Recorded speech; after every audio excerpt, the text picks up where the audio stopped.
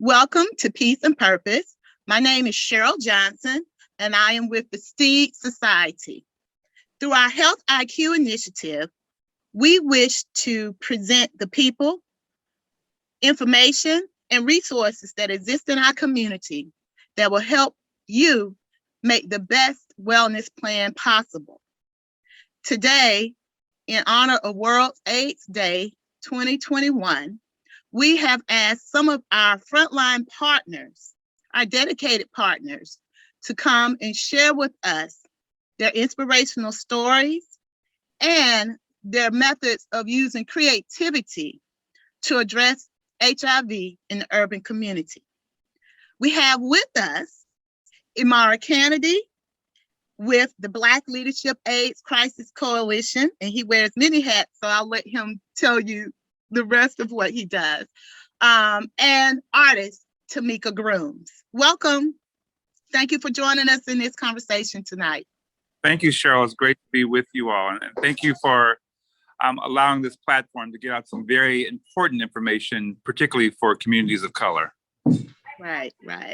So actually, Imara, can you tell us a little bit about your organization and the coalition that you are part of, and what you're doing in particular this week to spread awareness about HIV in our community? Well, as you mentioned, I am the national chair for the Black Leadership AIDS Crisis Coalition, which is an initiative of AIDS Healthcare Foundation. And AIDS Healthcare Foundation is the world's largest nonprofit global public health organization with a primary focus on HIV and AIDS. And the Black Leadership AIDS Crisis Coalition really was built out of the need to more organically and more connectively to connect with communities of color, particularly Black and Brown folks, around the HIV epidemic that disproportionately impacts our community. AHF is in 45 countries. We now directly impact over 1.6 million individuals across this globe. And our work is very simple, Cheryl. We are committed to not only being a voice for the voiceless, but to providing cutting-edge medical care and advocacy regardless of one's ability to pay. And what that translates into, if someone tests positive today, we get them into care in no more than 72 hours.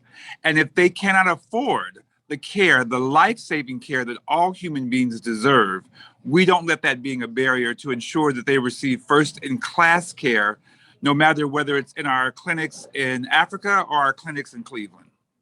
Wow. So when I say you are one of our frontline partners, you are. you're in the trenches every day. And it's a battle because a lot of people don't even believe that HIV is in our community in the way that it is. Can you just give us a few of the statistics that speak to our audience, that speaks to our community? Well, I mean, one, and I know that, through this outlet, we're not only talking to a domestic audience, but a global audience. But I think that it's critical that we really just kind of have a primary focus on the domestic audience, because sometimes, we in America feel like we can give a pass and say, well, that's their issue in Africa, or that's their issue in India. And right now, Cheryl, it is our issue here in the United States, particularly in communities across the South. If you look at the map, you can really go from Florida and go straight up the eastern coastline, and you will see that HIV and AIDS is greatly impacting urban communities, but that doesn't mean that the rural communities get a pass either. We know that there are 1.2 million individuals living with HIV across the United States, and many of those still may not even know their status. So that's the first reason of why it is critically important that someone know their status and do the first step in terms of getting tested. Right. Go layers and look at Black folks. We know that Black folks represent about 14% of the US population, but represent close to 50% of new HIV diagnoses annually. So what it says to me, and what I hope it says to your viewers, is Black folks, we need to be looking not only at HIV and how we address HIV in our community, but holistically, we need to be looking at how we empower ourselves and our community to have more responsibility around our health and wellness across the board. Right. It's a level of self-care at this point. It's beyond self-care. We want to talk about all the comfortable pieces of self-care, but knowing your status on every level, whether it has to do with HIV on one end, or have you had your mammogram on the other end. It's Exactly. all about knowing who you are, having the peace of knowing what is going on with your body, and making good, healthy choices. Not Exactly. just for yourself, because if you can't make good choices for yourself, you can't make good choices for your family, you can't make good choices for your community, and then it becomes a rippling effect. Exactly. So it starts with us and the hard conversation we have to have of ourselves about, yes, we want to have relationships and we want to have freedom and we want all the good things, but we also want to know that there's a level of communication between ourselves and our partners. And that begins with knowing your status. You have to know your status. So it's a hard conversation sometimes to have, but now we talk about, I hate to put it in the same category, but we talk about COVID. Have you gone to get your COVID test? And really it has to become, have you gone to get have you checked on your HIV status lately? And so If I can say, but I think it's even more than that. I mean, I think it first starts with kind of, as you are talking about, how are we loving ourselves? I tell people all the time, I'm not looking for somebody to complete me. So if you're in a relationship or you're looking for a relationship to complete you, then we're already starting with a challenge, as opposed to, being with someone who is truly your partner. And if you are with that right person, whoever that right person is, I think, our dear friend and dear sister who's been in this work with us and for many years, Cheryl Lee Ralph, she and her husband, who is a state senator in Philadelphia, talk about this campaign that they did of getting tested together as a couple. And I love that there's nothing sexier than going to get tested together. Because if you're talking about something to ensure that you can still have, wonderful sexual intimacy, but in a safe space, there's nothing. I mean, what's more beautiful than that? Right. The thing that we need to know is that, there was a time in the evolution of HIV and AIDS is that you really could say that it was a death sentence. Well, now HIV is considered to be a critical illness, but there's thousands upon thousands of millions upon individuals that are living a healthy life. But it first starts with knowing your status and getting tested, because if you know your status and you do test positive for HIV, whether it's AHF or other AIDS service organizations, getting you into care and getting you the medical care that you need, in many cases, it's, one pill a day regimen.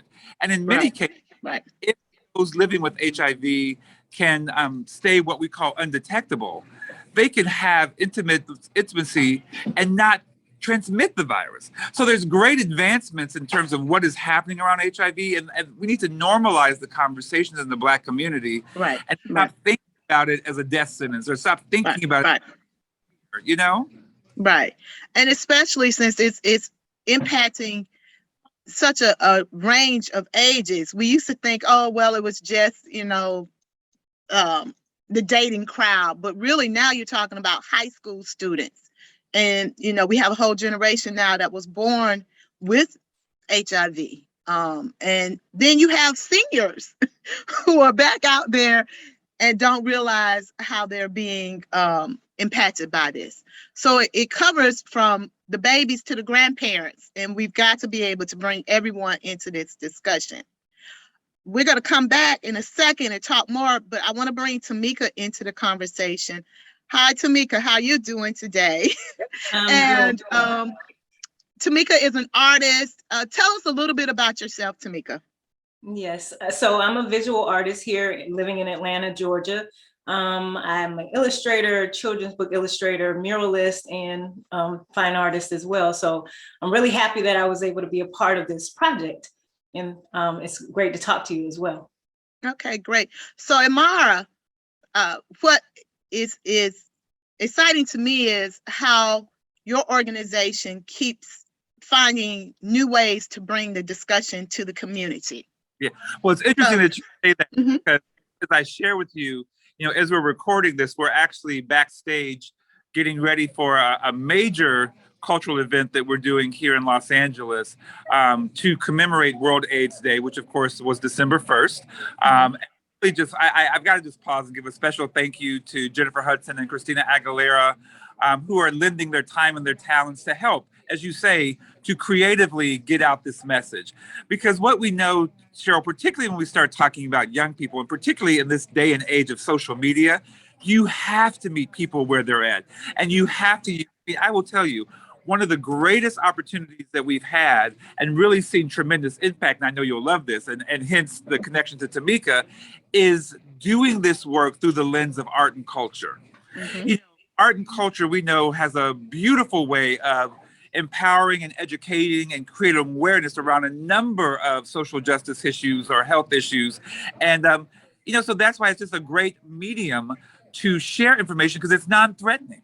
And people Right. can connect with the message in ways that they don't even realize that they are deeply connecting with the message. And, that's the great work that we're even doing with Tamika there in Atlanta around this beautiful mural that will be unveiled on December 4th, celebrating and honoring, these African-American heroes and sheroes that really, really have committed their lives, and in some instances given their lives to the work around eradicating HIV and AIDS in the Black community, particularly there in the Atlanta community. So yes, I mean, art and culture is a powerful way It's a to powerful way. social media is a powerful way to do this work. The whole concept and ideology of community has shifted so greatly. So community is no longer just being in a room with people. Community now is just connecting with people in various ways, and really bringing the message to them in a way that they can hear and receive the message. Right, right. When we first, I can remember when um, we did our first HIV cover, and it was such a stigma, and people just freaked out behind this cover that we did. It was almost 20 years ago now. Today, we would not have that same response to a cover, but at that time, it was considered very in your face. Yeah. Some people may forget, if you remember, because those of us on this platform are seasoned enough to remember Right, A Different World. right. But I don't remember when A Different World, did a whole episode talking about HIV and AIDS. I mean, that was really cutting edge of that. It was, yeah, it was Great partner. I mean, exactly. exactly. So, So the good news is we've come a long way, but we mhm, still have work to do. Stigma is still very present, particularly in the Black community. But I think it is important to also pause and celebrate and recognize the work that has been done, and not just focus on, the challenges. Yes, we have right, challenges. Yes, we've made some milestones. right. So the people who are presented in the mural, how were they chosen? How were they chosen to be represented in this mural? So AHF has a strong presence there in the Atlanta community, Mhm. as well as our local affiliate there in Atlanta, Aid Atlanta, which is a tremendous legacy organization that's ironically, very beautifully, next year, 2022, Aid Atlanta will celebrate 40 years of Wow. having great community impact there in the Atlanta community. So we reached out to the 10 HIV/AIDS service organizations that are either Black-led or highly Black serving throughout metropolitan Atlanta, and asked each of them to submit a recommendation when they felt, deserved this honor. We got about 6 responses back, and those were the individuals. It wasn't a nominating process. It wasn't Okay. it was literally, let's go into community to identify those community leaders that are making great strides or have done the work in community. And we strategically picked the community that it's in because it's in the heart of the Black community. And it's also, unfortunately, in a community that has high prevalency rate of transmission of new HIV diagnosis. And so, Wow. similar to that, we worked with the Mayor's Office of Cultural Affairs there in the city of Atlanta to do a RFP for artists in the community that would like to, be considered for being the muralist. And we brought in community members from various sectors, particularly of the Black community, to judge those the artists.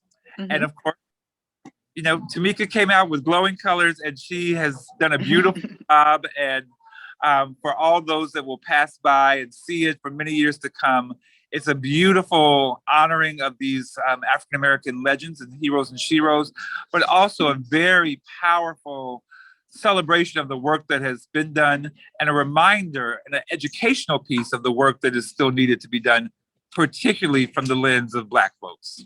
Wow. I think the most important part of that to me is the fact that, well, the mural is there in a place where it's most needed. First of all, we selected it. It's coming from a place where we most needed to see it as a reminder, but also that we're recognizing the people who have done the work. And so often our warriors out here, our frontline workers, the people who are sacrificing, don't get recognized. And they go home at the end of the day and say, I hope I've done enough. But to stop for a second and present them in this manner, this beautiful, creative manner to the community, it also feels, gives other people who know them and know their work, it fills them with a sense of accomplishment also. It fills them with, I am connected to someone that is a leader. I am connected to someone that is powerful and strong. Look at them. I know this person. This person is me. This person is someone I touch, who has touched my life. And that helps spread the story and the awareness in such a richer way. I want to talk to you, Tamika. So you came up with this beautiful, creative mural. What was your process for creating the mural? So the biggest thing I feel like I had to start with was what was needed based on the proposal. Mm-hmm. And, talking about AIDS can be a heavy subject sometimes. And, in the process of highlighting the people who are doing this work, I wanted to make sure that I was making it lighthearted and joyful and a celebratory type of image that will kind of highlight who they are as people in the community who are doing good work, as well as be, something that attracts people to being able to see the mural as they pass by it. And that's exactly what's been happening as we've gone through the process of, working together as a community to develop the mural. There's people who have come out to help.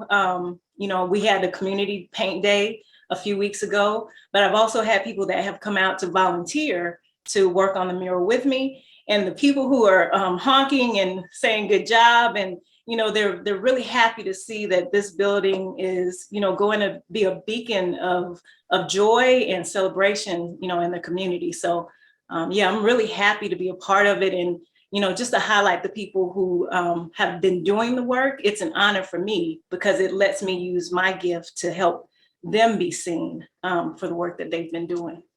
Right. So ultimately, we hope that this mural will spark conversations, dialogue, will give generations, a mother and a son, or a father and an uncle, or people a platform to talk in a more casual way. Hey, I know that person, they work with HIV and AIDS and blah, blah, blah. Let's have this conversation, because it's a hard conversation to have, especially with our teens. But if they see something creative going on, or that brings light to the community, it becomes an easier conversation to have. Absolutely. Right. Has the feedback so far, Imara, been what you expected of the mural? Cheryl, I mean, it's been amazing, and we haven't even unveiled it, at the time that we are doing this recording. So, but I'll tell you the other part to your point. We're actually in dialogue about creating like a QR code or something so that people can scan it, and then learn more about these individuals, and also learn more about, HIV and AIDS, and more importantly, where they can get tested. So, wow. But even Tamika can tell you that when we had the community day, it was beautiful to see people beeping, because it's at this major intersection that goes onto the freeway. And, and this was one of the things that we at HF felt really, really special about this location. And thank God for the City of Atlanta Office of Cultural Affairs, because they really did all the legwork in terms of taking the vision of, where we wanted it to be, the impact that we wanted to have. And, you can't get on this major highway in Atlanta in this community without passing this mural now. And, because a building that was Right. not being used and was starting to get run down. And our commitment was to not only have this beautiful piece there, but to also make this as a community enhancement project. Right. And it makes you feel, especially for those of us that grew up in Atlanta or from Atlanta, to just see the community respond to the gift that the organization that you're blessed to work for is giving back to the community.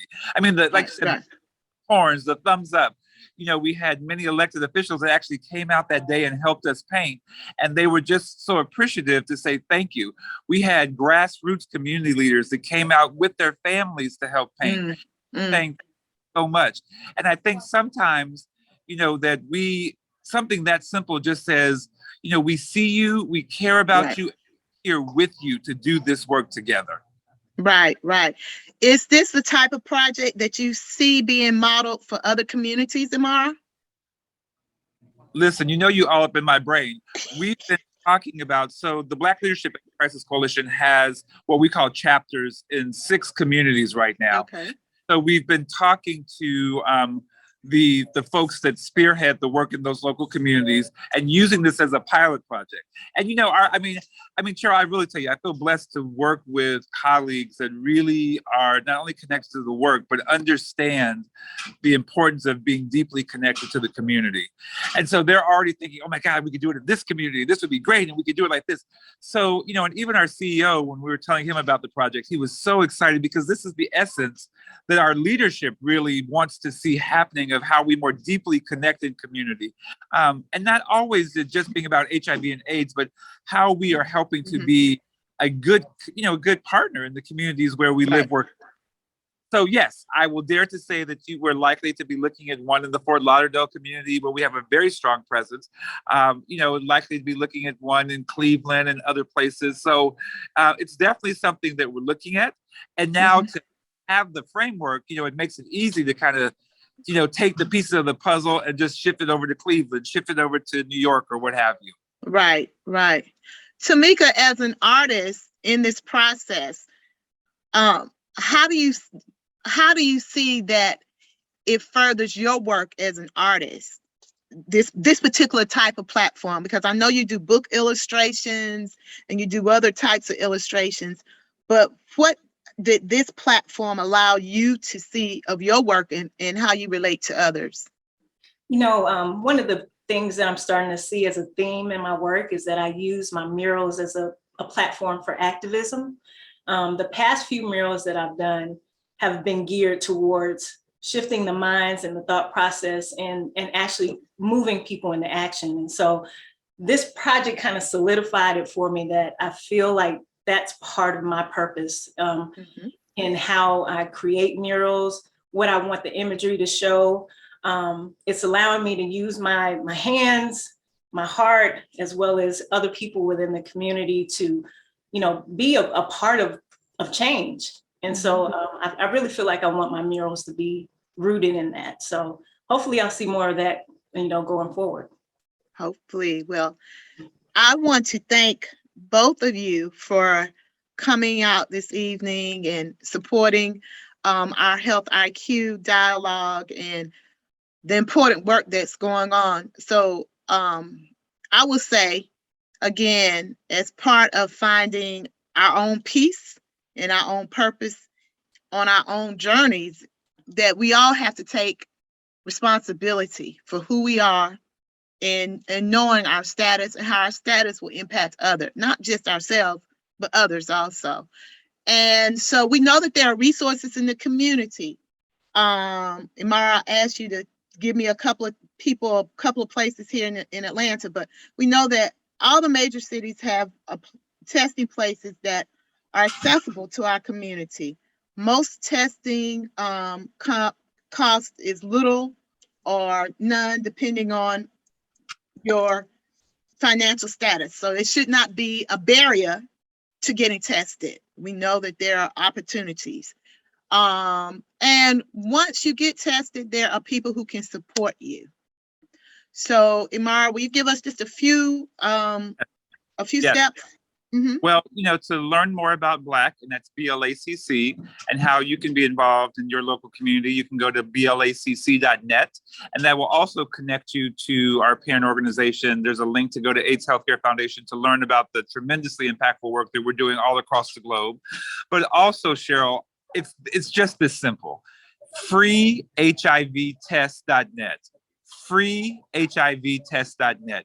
You can go onto that website anywhere across the globe, put in, or let's say domestically, put in your zip code, and it will guide you to where you can go in your local community that's close to you and get a free, rapid, confidential test. And I want to just end with this, Cheryl, to say this. If you test positive today, first and foremost, it's not a death sentence. Mm-hmm. HIV does not define any human being. Only you can define yourself. You can define how you will not only live, but thrive if you test positive with HIV.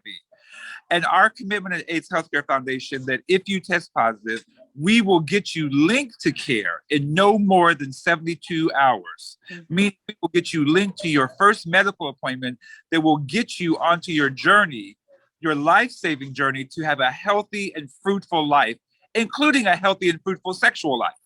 Right. So please, freehivtest.net, know your status, get tested, take your partner. And then the other part is let's in community normalize the conversation about health and wellness, but normalizing the conversation around sexual health and wellness, Right. and something that is taboo or stigmatizing. Because the reality is, Cheryl, we all came here through sex. Well, wait, look, except for me, I came here through no. and But foundation and to rolling out for all you guys do. You are tremendous partners in getting out this message and doing this work with us, and we greatly appreciate you. oh, thank you. Give us your social media. Imara, tell us how we can follow you on social media. So on Facebook, it's Black Leadership AIDS Crisis Coalition, powered by AHF.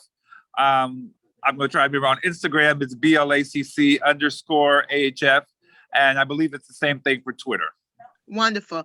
And Tamika, if someone wants to see more of your work and be inspired by your creativity, tell us how we can connect with you. So you can find me everywhere on the internet under Tamika Grooms or Tamika the Artist. It's TEMIKA the Artist, spelled the normal way.com. And I also have an Instagram that's specifically for my murals. So if you go to Tamika_Grooms, you'll be able to find me there on Instagram. Wonderful. Thank you for joining us in this conversation. And creativity is a wonderful, powerful tool. And it's something that we all share. We don't all have to be the great artist that Tamika is, but we all have some creative spark inside of us. And we can all use that spark to connect with each other and to make a difference in our community and in the world. So thank you for sharing this time with us, and you're welcome back anytime. Thank you again, Cheryl. You're welcome. Thank you for having us. You're welcome. All right.